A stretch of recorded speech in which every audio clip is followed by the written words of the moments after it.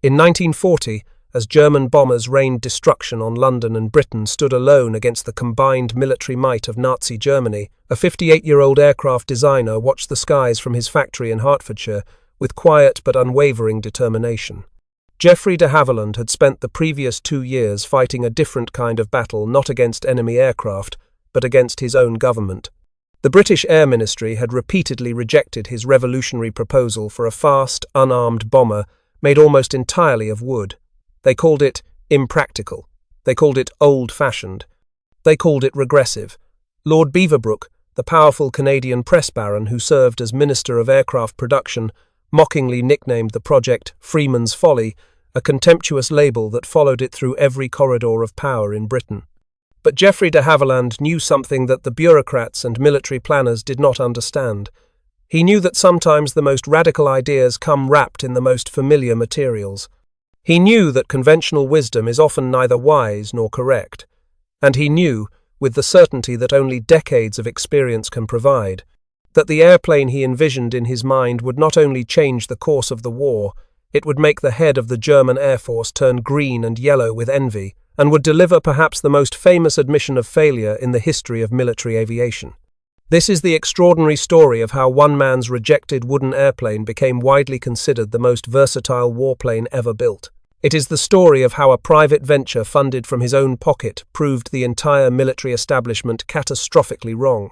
It is the story of how a machine cobbled together from materials found in furniture factories, piano workshops, and carpentry shops ultimately helped bring Nazi Germany to its knees. But it is also a deeply personal story of heartbreaking tragedy, of sons lost to the very aircraft their father created, of a wife destroyed by grief, and of vindication that came at an almost unbearable human cost. Geoffrey de Havilland was born on July 27, 1882, at Magdala House in the small village of Terriers near High Wycombe in Buckinghamshire, England. He was the second son of the Reverend Charles de Havilland, a village curate at Holy Trinity Church in nearby Haslemere, and his wife Alice Jeanette Saunders. His older brother Yvonne had been born 3 years earlier, and the two boys were extremely close throughout their childhood. But that childhood was far from idyllic. The Reverend Charles de Havilland was, by all accounts, an irascible and improvident man, constantly struggling with finances and prone to fits of temper. His mother Alice was harassed and tearful, worn down by the difficulties of managing a household with limited means and an unpredictable husband. She would eventually suffer what would today be recognized as clinical depression, declining into what her son later described as a depressive collapse. The family moved frequently as his father took different church positions, living in Nuneaton and then Crux Easton. It was not a happy home.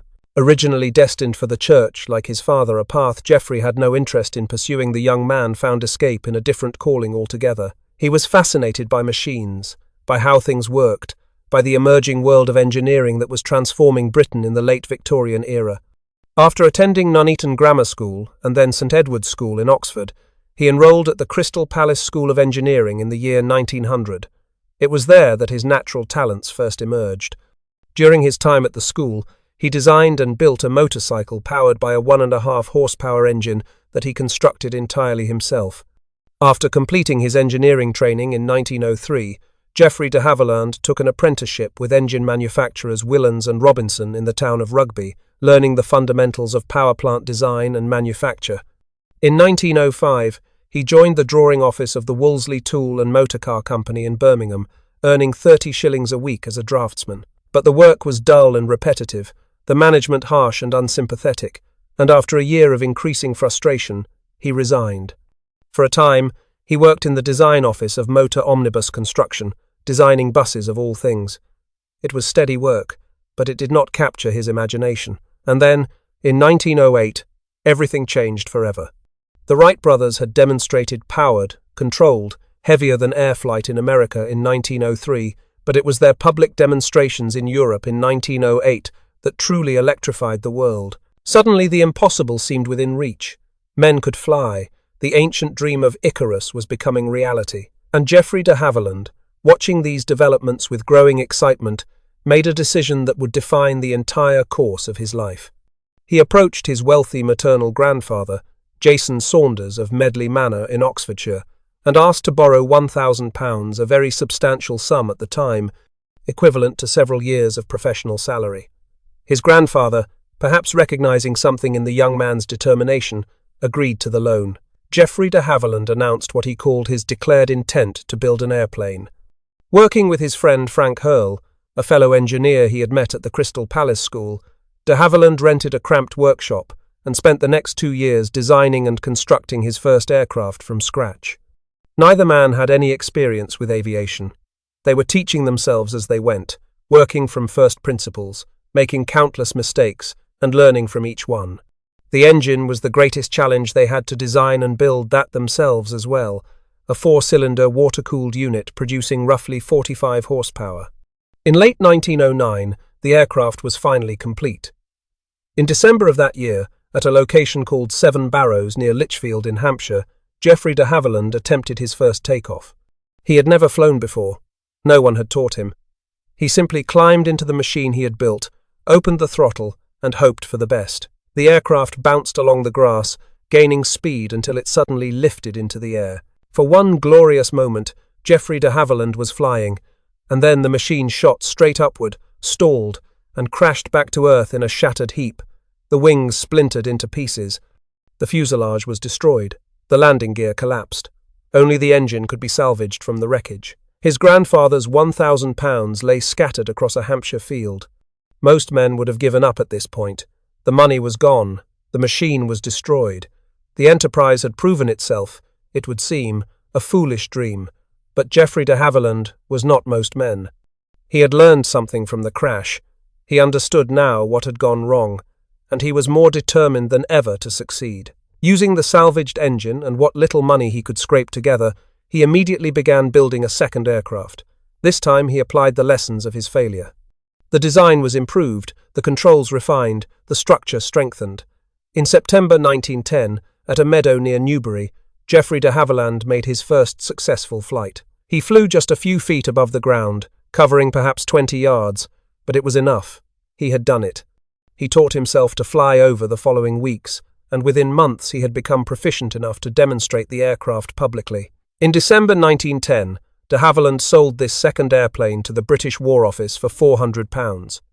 More importantly, the government hired him as an aircraft designer and pilot at their balloon factory in Farnborough, the institution that would later become the Royal Aircraft Factory and eventually the Royal Aircraft Establishment. His career in aviation had officially begun. At Farnborough, de Havilland threw himself into the work with characteristic intensity. He designed a series of aircraft designated with the initials F.E. and B.E., the British experimental series that would form the foundation of British military aviation. His brother Hereward joined him as a test pilot. In 1912, flying an aircraft of his own design called the B.E.2, Geoffrey de Havilland established a new British altitude record of 10,500 feet, a remarkable achievement for the era that demonstrated both his skill as a pilot and his talent as a designer. But government work proved frustrating. The bureaucracy was stifling, the pace of development glacial. In December 1913, de Havilland was appointed as an inspector of aircraft for the Aeronautical Inspection Directorate, a desk job that took him away from the design work he loved.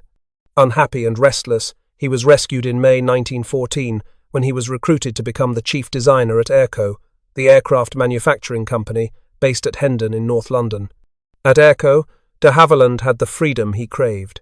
His designs, all designated by his initials DH, were produced in large numbers and used extensively by the Royal Flying Corps during the First World War. The DH-2 was a successful fighter. The DH-4 became one of the finest single-engine bombers of the war, faster than many contemporary fighters, reliable, and popular with its crews. It remained in service with the United States Army Air Service until 1932, nearly 2 decades after its introduction. By the war's end, Geoffrey de Havilland had established himself as one of Britain's preeminent aircraft designers, his reputation secure. But when the armistice came in November 1918, the aviation industry collapsed almost overnight. Military orders were cancelled, factories closed, thousands of skilled workers were laid off. Airco was bought by the BSA company, Birmingham Small Arms, but BSA had no interest in aircraft. They wanted only to use the factory facilities for car production. The company was shut down. Once again, Geoffrey de Havilland faced ruin, and once again he refused to accept defeat. With the help of his former employer, George Holt Thomas, de Havilland raised £20,000, bought the assets he needed from the carcass of Airco, and in September 1920 founded the de Havilland Aircraft Company at Stag Lane Aerodrome in Edgware, North London. He was 38 years old, starting over from scratch, building a company from nothing in an industry that many believed had no peacetime future. For the next several years, the company struggled to survive. There was little market for military aircraft, and the civilian aviation industry barely existed. De Havilland designed and built various aircraft, but sales were slow and money was tight. The breakthrough came with his 60th design, completed in 1925. It was a small, simple, affordable two-seat biplane, powered by a 60-horsepower engine that de Havilland's company had also designed. He suggested naming it the Moth, after the delicate insects that flew so gracefully. The Moth was exactly what the nascent civilian aviation market needed. It was cheap enough for flying clubs to afford, simple enough for amateur pilots to maintain, and forgiving enough for students to learn on. It finally secured a sound business foundation for the de Havilland Aircraft Company. Variants followed the Gypsy Moth, the Tiger Moth, the Puss Moth, each improving on the last. The Tiger Moth would become perhaps the most famous training aircraft in history, used by the Royal Air Force and countless other air forces to train entire generations of pilots. In 1933, the company moved from Stag Lane to larger facilities at Hatfield Aerodrome in Hertfordshire. The business was thriving. De Havilland was now a prosperous industrialist, respected throughout the aviation world, his early struggles a distant memory. He had also become a family man. In 1909, he had married Louise Thomas, who had been the governess to his sisters. They had 3 sons: Geoffrey, born in 1910, Peter, born in 1913, and John, born in 1918. All 3 boys grew up surrounded by aircraft and would follow their father into aviation. But by the mid-1930s, the shadows of another war were lengthening across Europe. Adolf Hitler had risen to power in Germany. The Nazi regime was rearming at a terrifying pace. And Geoffrey de Havilland, now in his 50s, began to think about what role his company might play in the conflict that seemed increasingly inevitable. In 1936, the British Air Ministry issued Specification P. 13/36, calling for a new medium bomber for the Royal Air Force. The request reflected the conventional military wisdom of the era. Bombers needed defensive armament, lots of it. The accepted philosophy held that formations of bombers could protect themselves with overlapping fields of fire from multiple gun turrets, fighting their way through enemy defenses and returning home despite losses. British, German, and American bomber designs all reflected this thinking, bristling with gun positions, carrying crews of 7 or 8 or even more men. Geoffrey de Havilland looked at this conventional wisdom and saw folly. He had been studying the performance of his DH-91 Albatross, an elegant 4-engine airliner that the company had developed in the mid-30s. The Albatross was constructed using innovative techniques, a fuselage made of a sandwich construction, with balsa wood between 2 layers of birch plywood. This wooden structure was light and strong, required no strategic metals like aluminum, and could be built by skilled woodworkers rather than metal workers. De Havilland realized that these same techniques could be applied to a military aircraft. And if you built a bomber from wood, making it light and aerodynamically clean, and powered it with the best engines available, it could be made faster than any fighter in existence. If it was faster than the fighters, it would not need guns to defend itself. Without the weight and drag of gun turrets, ammunition, and gunners, it could be made even faster still. The crew could be reduced to just 2 men, a pilot and a navigator sitting side by side in a compact cockpit. The aircraft would be small, fast, and almost impossible to intercept. It was a radical concept, almost heretical in an era when defensive firepower was considered essential for bomber survival. An unarmed bomber made of wood? When every other air force in the world was building metal bombers with power-operated gun turrets, it sounded like madness. In April 1938, de Havilland's design team began producing performance estimates for a twin-engine derivative of the Albatross, powered by 2 of the new Rolls-Royce Merlin 12-cylinder engines that were proving so successful in the Spitfire fighter. The numbers were extraordinary. The aircraft would be faster than any fighter then in service. On July 7, 1938, Geoffrey de Havilland wrote to Air Marshal Wilfrid Freeman, the Air Council's member for Research and Development, outlining his vision. Freeman was an experienced officer who had commanded bomber squadrons in the First World War and understood the realities of aerial combat. De Havilland argued his case methodically. In wartime, he wrote, shortages of aluminum and steel would inevitably occur, but supplies of wood-based materials would remain adequate. Britain had plenty of wood and plenty of skilled woodworkers. Although wood was inferior in some respects, the strength-to-weight ratio of properly constructed wooden structures was equal to or better than light alloys or steel. The aircraft could be built by furniture factories, piano makers, and carpentry shops, skilled craftsmen whose expertise was not being utilized for war production. In early October 1938, Geoffrey de Havilland and Charles Walker, his chief engineer, travelled to the Air Ministry to present their proposal in person. They laid out the performance estimates, the construction techniques, and the rationale for an unarmed aircraft relying entirely on speed for survival. The response from Air Ministry officials was devastating. They showed little interest in the concept. Some were openly dismissive. They asked de Havilland to build wings for other bombers as a subcontractor instead of pursuing his own design. The proposal was filed away and effectively rejected. The Air Ministry's position was clear. A wooden airplane and an unarmed bomber were both anachronisms. De Havilland's proposal was regarded as wholly retrogressive, a step backward into the past rather than forward into the future. Geoffrey de Havilland returned to Hatfield, frustrated but not defeated. He continued refining his design, convinced that eventually the military would come to see the wisdom of his approach.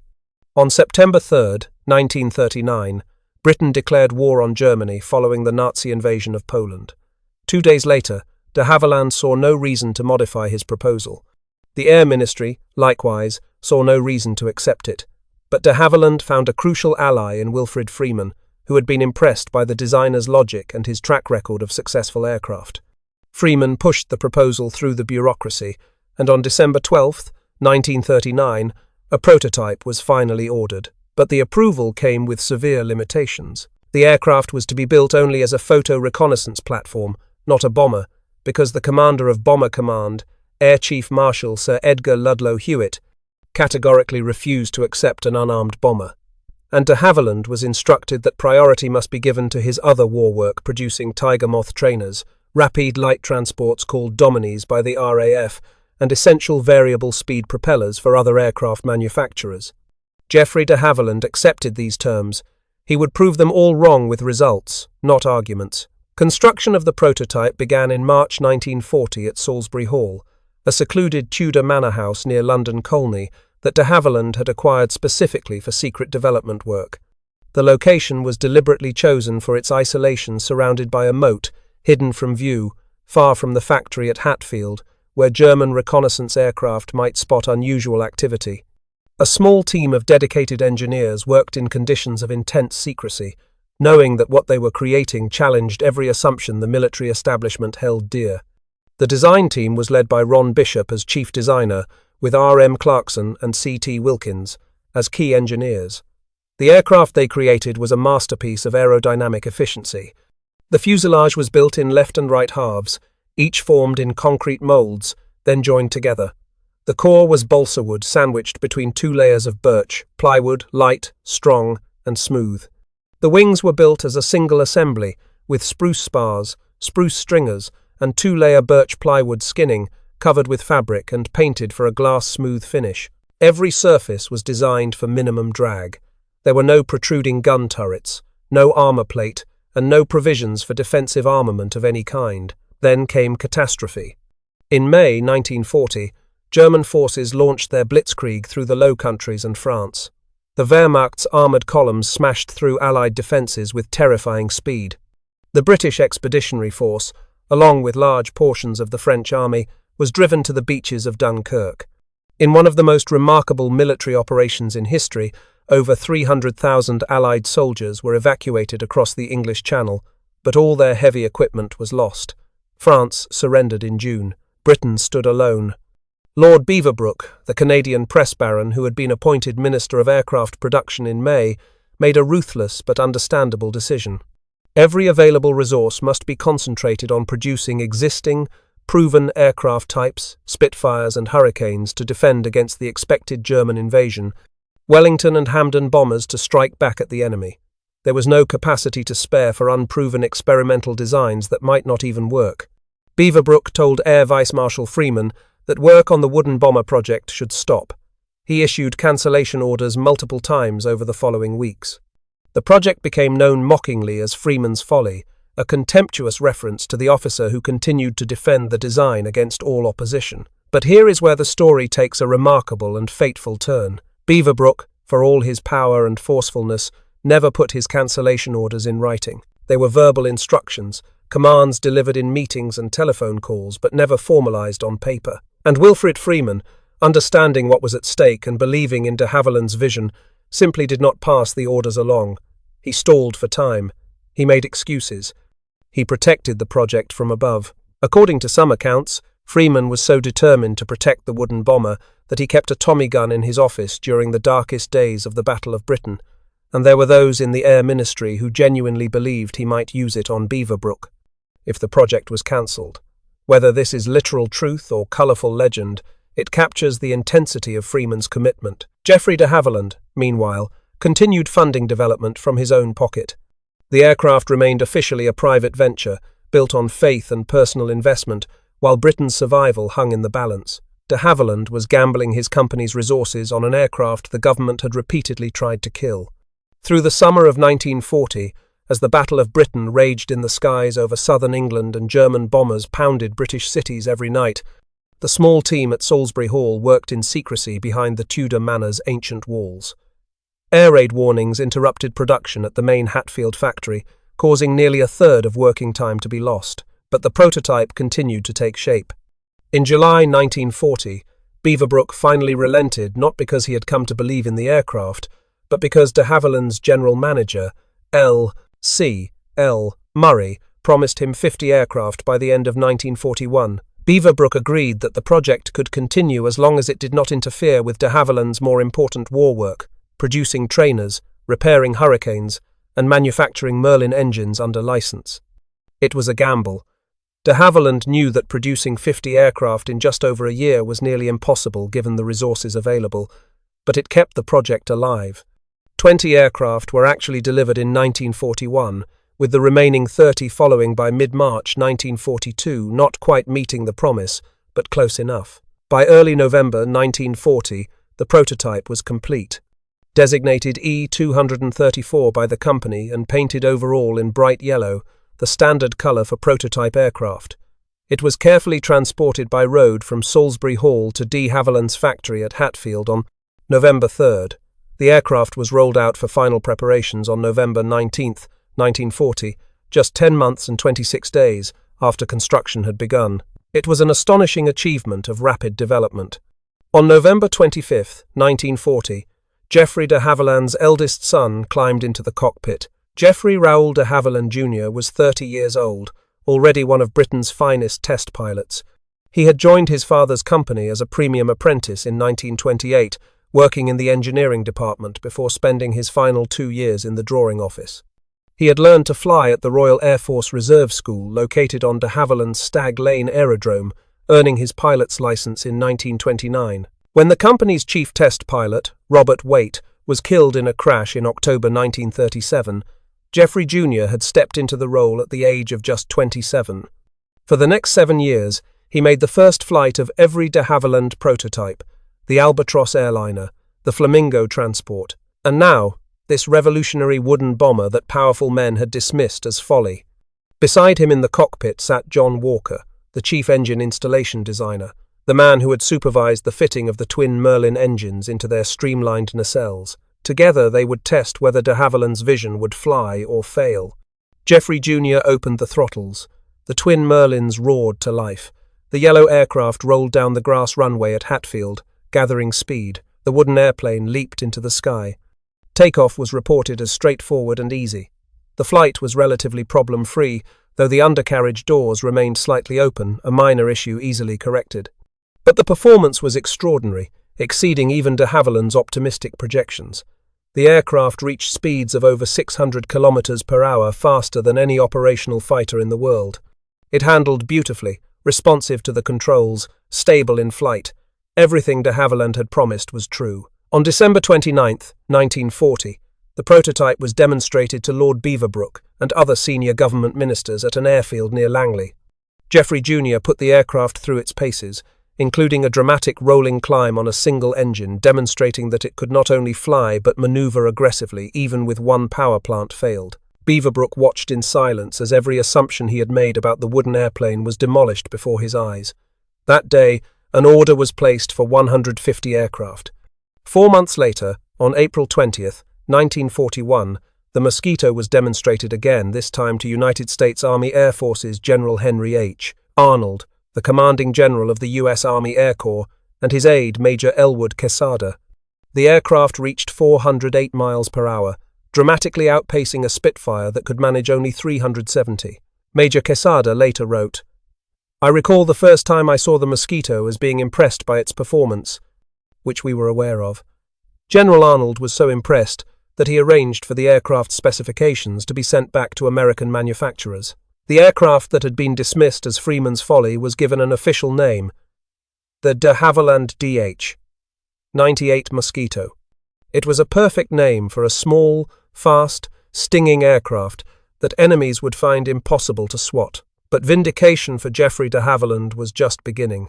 The Mosquito still had to prove itself not in test flights over English airfields, but in combat against the full fury of German air defences, against flak batteries and fighter interceptors, against an enemy who had conquered most of Europe. The Air Ministry authorised mass production plans on June 21, 1941. They ordered 19 photo reconnaissance variants and 176 fighters, the fighter version, having been added to the programme to increase the aircraft's chances of survival through the bureaucracy. Since doubts remained about the usefulness of an unarmed bomber, a further 50 were unspecified. In July 1941, these were confirmed to be unarmed fast bombers. By the end of January 1942, contracts had been awarded for 1,378 Mosquitoes of all variants. Another 400 were to be built by de Havilland Canada. The first operational Mosquito bomber, a B/IV variant with serial number W4064, was delivered to 105 Squadron at RAF Swanton Morley in Norfolk on November 15, 1941. The squadron began working up on the new aircraft, learning its characteristics, developing tactics for its use. Wing Commander Huey Edwards, who had won the Victoria Cross in July 1941 for a daring raid on Bremen, took command of the squadron in August 1942 and decided to switch from high-level raids to low-level attacks, timed to reach their targets 20 minutes before dark. This would allow the bombs to be dropped in daylight for accuracy, and the Mosquitoes to escape in the gathering darkness. Throughout 1942, 105 Squadron, and later 139 Squadron, conducted daylight, low-level and shallow dive attacks against targets in occupied Europe. They struck factories, railways, airfields, and infrastructure across the Netherlands, Norway, France, and Western Germany. The crews faced deadly flak batteries and German fighter interceptors, particularly the fearsome Focke-Wulf W190, which they nicknamed Snappers.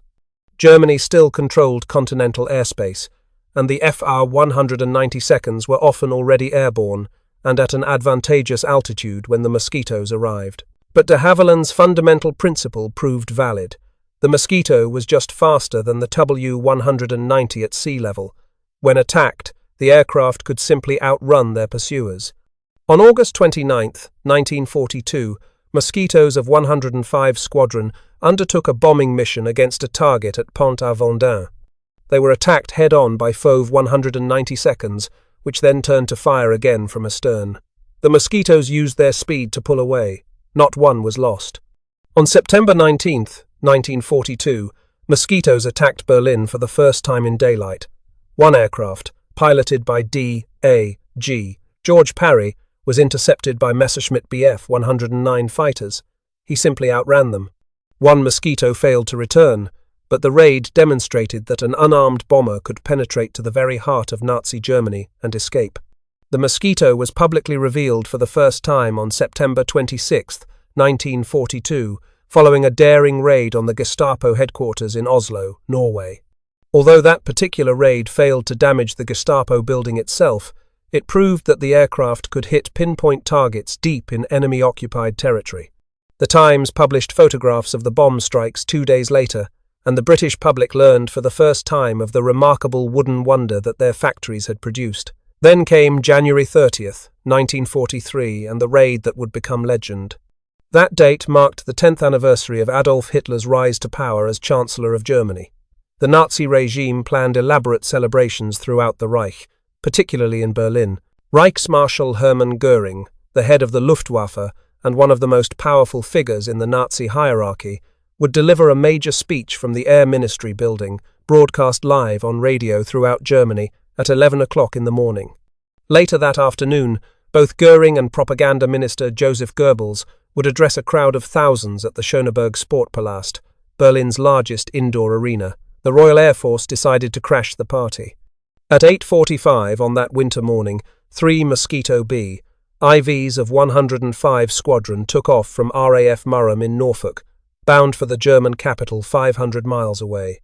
The formation was led by squadron leader Reggie Reynolds, who had been awarded the Distinguished Flying Cross for previous operations, with his navigator, pilot officer Ted Sismore.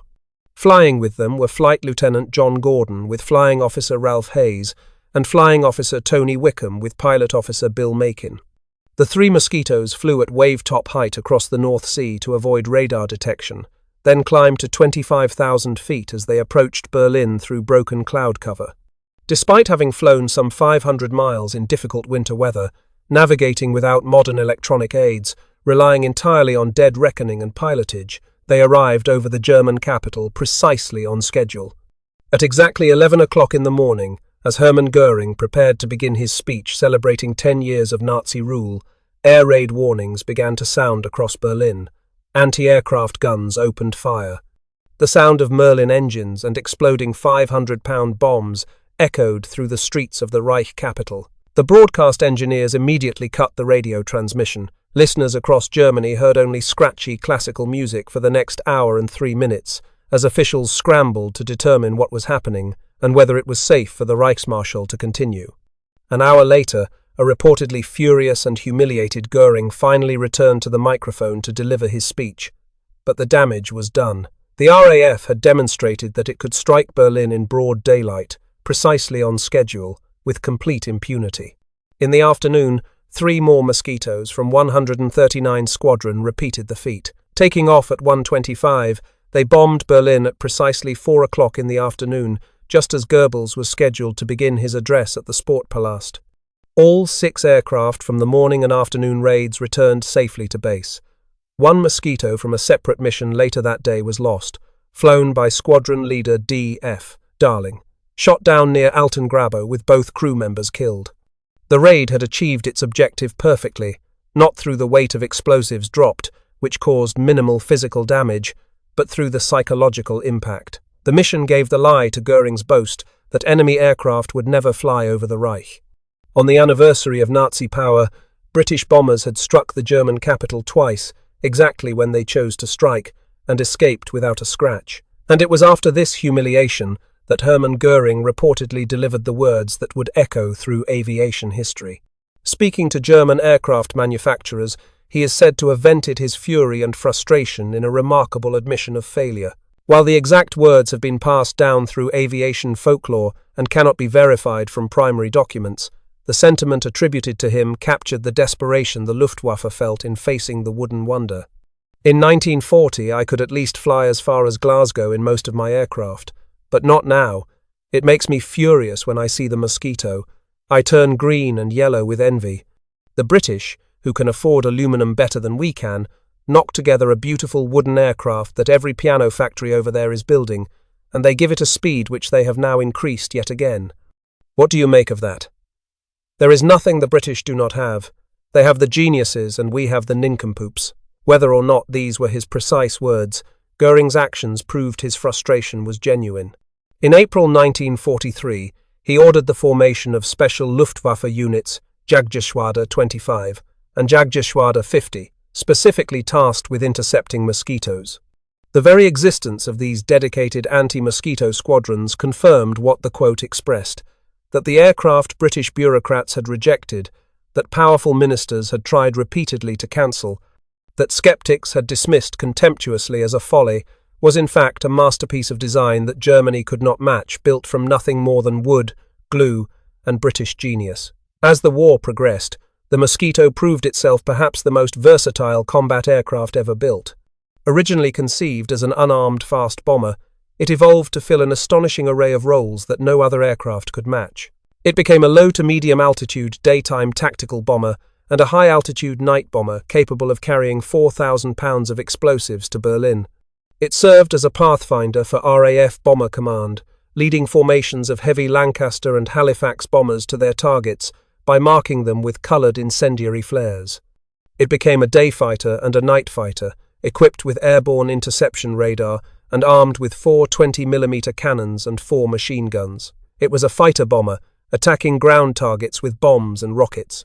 It was an intruder aircraft that hunted German night fighters over their own airfields, striking them as they landed or took off, creating terror among Luftwaffe crews who never knew when they might be attacked. It was a maritime strike aircraft that attacked shipping with rockets and torpedoes in the waters around occupied Europe. It was a photo reconnaissance platform that flew higher and faster than anything else in the sky, photographing targets deep in enemy territory and assessing bomb damage. The most unusual variant was the Mosquito FB Mark 18th, nicknamed the Tsetse after the African fly. Armed with a massive Molin's 6-pounder cannon, a 57mm weapon weighing 1,800 pounds that could fire 25 rounds in 20 seconds, it hunted German U-boats and surface vessels in 25 rounds the Bay of Biscay and English Channel. Production expanded to factories across Britain, Canada, and Australia. Furniture makers, piano craftsmen, coach builders, and woodworking shops of every description contributed components. De Havilland's vision of an aircraft that could be built by skilled carpenters using non-strategic materials was realized on an industrial scale. By the end of the war, 7,781 Mosquitoes had been built in 42 different variants, over 6,000 in Britain, 1,034 in Canada, and 212 in Australia. The Mosquito's combat record was nothing short of extraordinary. During the entire war, Mosquito bombers dropped 35,000 tons of bombs on enemy targets at a loss of only 193 aircraft. The type achieved the lowest loss rate of any bomber in RAF Bomber Command service, approximately 0.7%, compared to roughly 2% for the Lancaster, 3.6% for the Blenheim, and 3.4% for the Sterling. When bombing Berlin during the intense strategic campaign from November 1943 to March 1944, heavy bombers suffered losses of 5.1% per raid, roughly 1 aircraft in 20 failing to return. The Mosquito lost just 0.5%, 1/10 the casualty rate. Post-war RAF analysis concluded that the Mosquito proved significantly more cost-efficient than heavy bombers when measured by useful damage inflicted per resources expended. Air Vice Marshal Donald Bennett, the brilliant young Australian who commanded the Pathfinder force, was a vocal advocate for the aircraft. He regarded the Mosquito as perhaps the most valuable aircraft of the entire war, capable of fulfilling more roles more effectively than any other design in RAF service. Perhaps the most dramatic demonstration of the Mosquito's capabilities came on February 18, 1944, in an operation codenamed Jericho. By that winter, the Gestapo had arrested hundreds of French resistance fighters in the Amiens region of northern France. Many were held in Amiens Prison, a forbidding stone fortress with walls 3 feet thick. Intelligence indicated that over 100 prisoners were scheduled for execution on February 19th. Among those held was Raymond Vivant, a crucial resistance leader whose capture threatened to compromise Allied invasion plans. He knew too much about how the resistance was expected to support the coming landings. A desperate request for help reached Britain. The resistance asked the impossible. Could the RAF break open the prison walls and allow the prisoners to escape? 19 Mosquito FB Mark 6 fighter bombers of 140 wing were assigned to attempt the most daring precision raid of the war.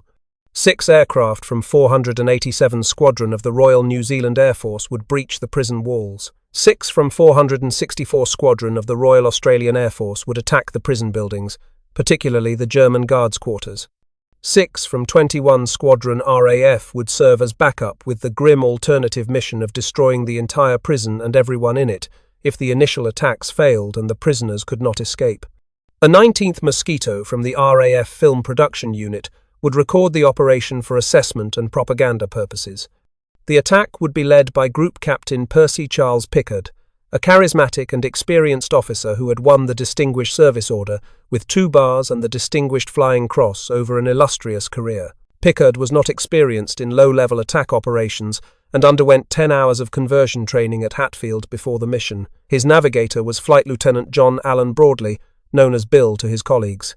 On the morning of February 18, 1944, the attacking force took off from RAF Hunsdon in Hertfordshire just before 11 o'clock. They flew through atrocious winter weather, snow squalls and low cloud, disrupting their formations as they crossed the English Channel. Order was reimposed as conditions cleared over France. Using the Amiens Albert Road as a guide, the Mosquitoes attacked at less than 5 meters above the ground, virtually at treetop height. Their 500-pound bombs, fitted with 11-second delayed detonators, breached the 3-foot-thick prison walls in 2 places and demolished the German guards' barracks. Prisoners began pouring through the gaps in the walls before the smoke had cleared. Group Captain Pickard, circling at 500 feet as master bomber, saw prisoners escaping and signalled 21 Squadron's Mosquitoes to return home without dropping their bombs. The backup attack was not needed. As Pickard turned for England, his aircraft took ground fire. Then 2 FAV 190 fighters of JG-26, flown by Feldwebel Wilhelm Meyer, attacked from behind. The tail of Pickard's Mosquito was severed.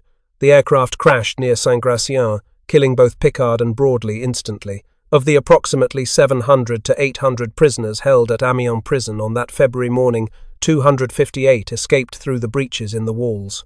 Among them were over 50 members of the French resistance, including Raymond Vivant and 12 prisoners who had been scheduled for execution the following day. 102 prisoners died in the attack, and about 2/3 of the escapees were eventually recaptured. But vital resistance networks were saved, German intelligence operations in northern France were disrupted, and the resources used to hunt the escapees were diverted from other activities in the crucial months before D-Day. Pickard and Broadley were buried in a cemetery near the prison walls.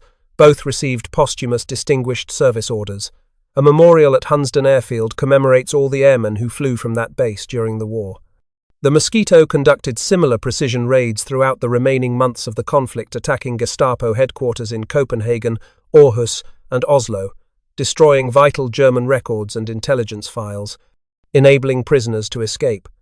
After RAF, Spitfires first photographed the V-2 rocket test facilities at Peenemünde on the Baltic coast in May 1942. Mosquitoes conducted post-raid reconnaissance following a massive bombing attack by nearly 600 aircraft in August 1943 that set back German missile development by crucial months. For 36 consecutive nights in the final weeks of the war, scores of Mosquitoes bombed Berlin, harrying the Nazi capital until Soviet forces entered the city. Night fighter Mosquitoes claimed approximately 600 enemy aircraft shot down and 600 V-1 flying bombs destroyed. Their constant presence created what Luftwaffe crews called Moskitoschreck, mosquito terror, as German night fighter pilots never knew when or where the deadly wooden hunters might appear out of the darkness to attack them. One Mosquito, serial number LR 503, and known as F for Freddy from its squadron code letters GBF, holds the record for the most combat missions flown by any Allied bomber in the Second World War. Serving with 109 Squadron and later 105 Squadron, it flew 213 sorties before tragically crashing on May 10, 1945, 2 days after Victory in Europe Day, during a victory bond tour in Calgary, Canada.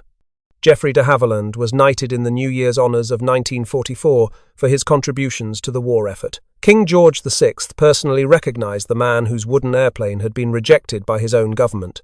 Sir Geoffrey de Havilland had been vindicated beyond any doubt. But the triumph of the Mosquito was shadowed by personal tragedy beyond comprehension. Geoffrey de Havilland had 3 sons. All 3 followed their father into aviation. All 3 flew, and 2 of them would die in aircraft built by their father's company. His youngest son, John, born in 1918, had become a test pilot and flew Mosquitoes during the war. On August 23, 1943, John de Havilland was killed in a mid-air collision involving 2 Mosquitoes in the vicinity of St Albans. He was 24 years old, just 2 months short of his 25th birthday. Geoffrey Jr., the eldest son who had made the first flight of the Mosquito and tested every de Havilland prototype for nearly a decade, continued his work as chief test pilot through the end of the war and beyond. After the victory, de Havilland pushed the boundaries of aviation with experimental jet-powered designs. The DH-108 Swallow was built to explore the challenges of high-speed flight, approaching and exceeding the speed of sound, the so-called sound barrier that many believed was an absolute limit. On September 27, 1946, Geoffrey de Havilland Jr. took the DH-108 aloft over the Thames estuary. He was attempting to break the world speed record in a high-speed dive. As the aircraft approached the speed of sound, it encountered the violent transonic buffeting that had claimed other aircraft and pilots. The DH-108 broke apart in mid-air, killing Geoffrey Jr. instantly. He was 36 years old, leaving a widow but no children. Sir Geoffrey de Havilland had now lost 2 of his 3 sons to aircraft of his own company's design. His wife, Louise, who had been with him since 1909, who had flown as a passenger in his earliest aircraft at 7 Barrows when their first son was just 8 weeks old, who had supported his dreams when everyone else thought him mad, suffered a complete mental breakdown from which she never recovered. Louise de Havilland died in 1949. In 1951, Sir Geoffrey married Joan Mary Frith. He stepped back from active involvement in his company in 1955, remaining as president but leaving design work and daily operations to the next generation. The company would go on to produce the de Havilland Comet, the world's first commercial jet airliner, before being absorbed by Hawker Siddeley in 1960. The de Havilland name would eventually pass to other owners and fade from the aviation industry. Geoffrey de Havilland received the Order of Merit in 1962, one of the United Kingdom's highest civilian honours, limited to just 24 living members and reserved for those of exceptional distinction in the arts, sciences, or public service. He joined a select company that had included Florence Nightingale, Winston Churchill, and Bertrand Russell. Sir Geoffrey de Havilland died peacefully on May 21, 1965, at the age of 82. His ashes were scattered from a de Havilland Trident aircraft, flown by Group Captain John Cunningham himself, a legendary Mosquito night fighter ace who had shot down 20 enemy aircraft during the war. They were scattered over the field at 7 Barrows in Hampshire, the same field where, 56 years earlier, Geoffrey de Havilland's first airplane had crashed in a shattered heap, where his grandfather's £1,000 had been reduced to splinters and wreckage, and where his remarkable journey toward the Mosquito had truly begun. Today, the de Havilland Aircraft Museum at London Colney, just yards from where the first prototype was secretly built at Salisbury Hall, houses that very aircraft W4050, the yellow-painted Mosquito that Geoffrey Jr. first flew on that November day in 1940. Restored and preserved, it stands as a testament to one man's vision and persistence. Only 4 Mosquitoes remain airworthy in the entire world, 3 in the United States and 1 in Canada. When they fly, crowds gather to witness an aircraft that represented the pinnacle of wooden construction, the triumph of speed over armour, the victory of elegance over brute force. The story of Geoffrey de Havilland and the Mosquito is ultimately about the courage to persist when authority says no. De Havilland was told his wooden airplane was impractical, old-fashioned, regressive, a waste of precious resources needed for real aircraft. He was ordered to stop. He was mocked. His aircraft was labelled a folly. But he knew what he knew, with the certainty that only decades of experience and deep expertise can provide, and he refused to abandon his vision even when the most powerful men in Britain tried to kill it. Had Geoffrey de Havilland accepted the Air Ministry's rejection in October 1938, there would have been no Mosquito. Had Wilfrid Freeman passed along Beaverbrook's cancellation orders, there would have been no Mosquito. Had de Havilland stopped funding development from his own pocket during Britain's darkest hour in the summer of 1940, there would have been no Mosquito. Any one of these moments could have ended the project forever. Instead, this singular aircraft flew tens of thousands of operational sorties during the Second World War. Its bomber variants could carry a 4,000-pound bomb load to Berlin, matching or exceeding what the American B-17 Flying Fortress typically delivered to the German capital, while suffering a fraction of the losses. It saved the lives of French resistance fighters at Amiens, contributed to photographic intelligence of secret Nazi weapons facilities at Peenemünde, hunted U-boats in the Atlantic, and terrorized Luftwaffe air crews across occupied Europe. It proved that an unarmed bomber could survive by speed alone, that wood could outperform metal, that unconventional thinking could triumph over conventional wisdom. And it made Hermann Göring, the head of the German Air Force, admit before an audience of German industrialists that British geniuses had created something Germany could not match using nothing more than wood, glue, fabric, and brilliant engineering.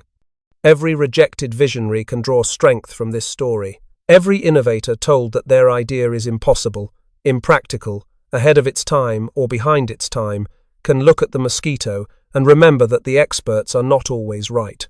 Sometimes the most advanced solution is also the simplest. Sometimes the future is built from the materials of the past. Sometimes one determined person who refuses to quit can change the course of history itself. Geoffrey de Havilland paid an almost unbearable price for his achievements, losing 2 sons and his wife to the aftermath of his life's work. The skies over Britain and occupied Europe were not kind to the de Havilland family. But he also gave the world an aircraft that embodied everything he believed in: speed over armour, elegance over brute force, innovation over convention, persistence over doubt. When Göring raged that he turned green and yellow with envy at the sight of the Mosquito, he was acknowledging more than just a superior airplane. He was acknowledging the failure of an entire military-industrial philosophy, the bankruptcy of conventional thinking, and the triumph of one stubborn visionary who refused to accept that the experts knew best. The wooden wonder that they rejected became the most versatile warplane ever built, and the folly became immortal legend.